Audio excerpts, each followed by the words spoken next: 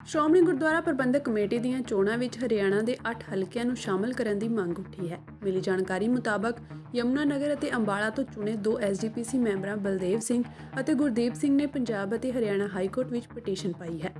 ਇਸ ਪਟੀਸ਼ਨ ਤੋਂ ਬਾਅਦ ਹਾਈ ਕੋਰਟ ਨੇ ਐਸਜੀਪੀਸੀ ਨੂੰ ਨੋਟਿਸ ਜਾਰੀ ਕੀਤਾ ਹੈ। ਨੋਟਿਸ ਜਾਰੀ ਕਰਕੇ ਹਾਈ ਕੋਰਟ ਨੇ ਸ਼੍ਰੋਮਣੀ ਕਮੇਟੀ ਤੋਂ 2 ਦਸੰਬਰ ਤੱਕ ਜਵਾਬ ਦਾਖਲ ਕਰਨ ਦੇ ਹੁਕਮ ਦਿੱਤੇ ਹਨ।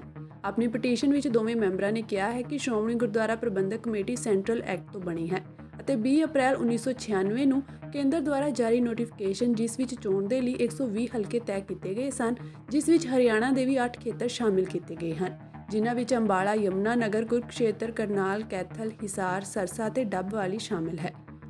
ਉਨ੍ਹਾਂ ਅੱਗੇ ਕਿਹਾ ਕਿ ਹੁਣ ਇਸੇ ਸਾਲ 20 ਅਪ੍ਰੈਲ ਨੂੰ ਐਸਜੀਪੀਸੀ ਬੋਰਡ ਦੇ ਚੋਣ ਦੀ ਪ੍ਰਕਿਰਿਆ ਸ਼ੁਰੂ ਕੀਤੀ ਗਈ ਸੀ। 4 ਅਕਤੂਬਰ ਅਤੇ ਫਿਰ 20 ਅਕਤੂਬਰ ਨੂੰ ਚੀਫ ਕਮਿਸ਼ਨਰ ਗੁਰਦੁਆਰਾ ਕਮਿਸ਼ਨ ਨੇ ਪੰਜਾਬ, ਚੰਡੀਗੜ੍ਹ ਅਤੇ ਹਿਮਾਚਲ ਪ੍ਰਦੇਸ਼ ਦੇ ਕਮਿਸ਼ਨਰਾਂ ਨੂੰ ਵੋਟਰ ਲਿਸਟ ਤਿਆਰ ਕਰਨ ਦੇ ਹੁਕਮ ਜਾਰੀ ਕੀਤੇ, ਪਰ ਹਰਿਆਣਾ ਤੇ ਇਹਨਾਂ ਖੇਤਰਾਂ ਨੂੰ ਬਾਹਰ ਕਰ ਦਿੱਤਾ ਗਿਆ ਅਤੇ ਇਸੇ ਲਈ ਹੁਣ ਦੋਹਾਂ ਪਟੀਸ਼ਨਕਰਤਾਵਾਂ ਨੇ ਹਰਿਆਣਾ ਦੇ ਵੀ ਇਹਨਾਂ ਹਲਕਿਆਂ ਨੂੰ ਇਸ ਚੋਣ ਵਿੱਚ ਸ਼ਾਮਲ ਕਰਨ ਦੀ ਮੰਗ ਕੀਤੀ ਹੈ। ਨਾਲ ਹੀ ਇਹਨਾਂ ਹਲਕਿਆਂ ਨੂੰ ਬਾਹਰ ਕਰਨ ਵਾਲੇ ਨੋਟੀਫਿਕੇਸ਼ਨ ਨੂੰ ਰੱਦ ਕਰਨ ਦੀ ਵੀ ਮੰਗ ਕੀਤੀ ਗਈ ਹੈ। ਜਿਹੜੀ ਅਸੀਂ ਪਟੀਸ਼ਨ ਫਾਈਲ ਕੀਤੀ ਹੈ ਉਹ ਕੁਝ ਹਰਿਆਣਾ ਦੇ ਜਿਹੜੇ ਇਲੈਕਟੋਰਲ ਕਾਲਜ ਦੇ ਮੈਂਬਰ ਹੈਗੇ ਨੇ, ਜਿਹੜੇ ਕਹਿੰਦੇ ਨੇ ਕਿ ਜੀ ਸਾਨੂੰ ਇੰਟਾਈਟਲਮੈਂਟ ਹੈਗੀ ਹੈ ਵੋਟ ਕਰਨ ਵਾਸਤੇ, ਉਹਨਾਂ ਨੂੰ ਨੋਟੀਫਾਈ ਨਹੀਂ ਕੀਤਾ ਟੁਵਰਡਸ ਦੀ ਇਲੈਕਟੋਰਲ ਕਾਲਜ। ਹੋਇਆ ਕੀ ਹੈ ਕਿ ਹੁਣ ਜਿਹੜਾ ਇਲੈਕਸ਼ਨ ਪ੍ਰੋਸੈਸ ਸ਼ੁਰੂ ਕੀਤਾ ਗਿਆ ਹੈ ਉਹਦੇ ਅੰਦਰ ਸਿਰਫ ਪੰਜਾਬ ਦੇ ਮੈਂਬਰ, ਹਿਮਾਚਲ ਤੇ ਚੰਡੀਗੜ੍ਹ 3 ਥਾਵਾਂ ਤੇ ਨੋਟੀਫਿਕੇਸ਼ਨ ਆਈ ਹੈ ਤੇ ਜਾਰੀ ਹੋਈ ਹੈ ਕਿ ਇਹ ਵੋਟਰ ਆਪਣਾ ਇਲੈਕਟੋਰਲ ਰੋਲ ਅਪਡੇਟ ਕੀਤਾ ਕਰਨ। ਅਸੀਂ ਕਹਿ ਰਹੇ ਹਾਂ ਕਿ ਹਰਿਆਣੇ ਵਾਲੇ ਵੀ ਬਿਕੋਜ਼ ਐਸਜੀਪੀਸੀ ਐਕਟ ਜਿਹੜੀ 1925 ਦੀ ਐਕਟ ਇਟਸ ਅ ਸੈਂਟਰਲ ਸਟੈਚੂਟ ਤੇ ਉਹਦੇ ਰਾਹੀਂ ਜਿਹੜਾ ਸਾਡਾ ਇਲੈਕਟੋਰਲ ਕਾਲਜ ਹੈ ਉਹਨੂੰ ਵੀ ਨੋਟੀਫਾਈ ਕੀਤਾ ਜਾਏ। ਉਹਦੇ ਵਾਸਤੇ ਨੋਟਿਸ ਪਾਇਆ, ਪਟੀਸ਼ਨ ਪਾਈ ਗਈ ਹੈ, ਜਿਹਦੇ 'ਚ ਨੋਟਿਸ ਹੋਇਆ।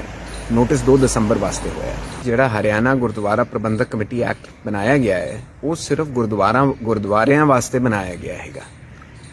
ਜਿਹੜੀ ਚੀਜ਼ ਅਸੀਂ ਕਹਿ ਰਹੇ ਹਾਂ ਇਹਦੇ ਨਾਲ ਇਹ ਹੈਗਾ ਕਿ ਸਾਡੀ ਇੰਟਾਈਟਲਮੈਂਟ, ਚਾਹੇ ਅਸੀਂ ਹਰਿਆਣਾ ਦੇ ਨਿਵਾਸੀ ਹੋਵੇ, ਸਾਡੀ right towards being elected the electoral college for the state of Punjab for SGPC under the SGPC act वो साडा खत्म नहीं होया है कि वो बरकरार रहिंदा है। तो ਉਹਦੇ ਵਾਸਤੇ ਉਹਨਾਂ ਨੂੰ ਸਾਨੂੰ ਨੋਟਿਸ ਜਾਰੀ ਕੀਤਾ ਕਿ ਸਾਨੂੰ ਐਕਸਕਲੂਡ ਕਿਸ ਬਿਨਾਂ ਤੇ ਕੀਤਾ ਗਿਆ। ਇੱਕ ਅੰਤਰ ਹੈਗਾ ਥੋੜਾ ਜਿਹਾ। ਅਸੀਂ ਇਹ ਕਹਿੰਦੇ ਹਾਂ ਜਿਹੜੇ ਹਰਿਆਣਾ ਦੇ ਨੋਟੀਫਾਈਡ ਮੈਂਬਰ ਹੈਗੇ ਆ ਇਹਨਾਂ ਨੂੰ ਤੁਸੀਂ ਪ੍ਰੋਸੈਸ ਤੋਂ ਐਕਸਕਲੂਡ ਨਹੀਂ ਕਰ ਸਕਦੇ, ਸਾਨੂੰ ਇਨਕਲੂਡ ਕਰਨਾ ਪੈਣਾ।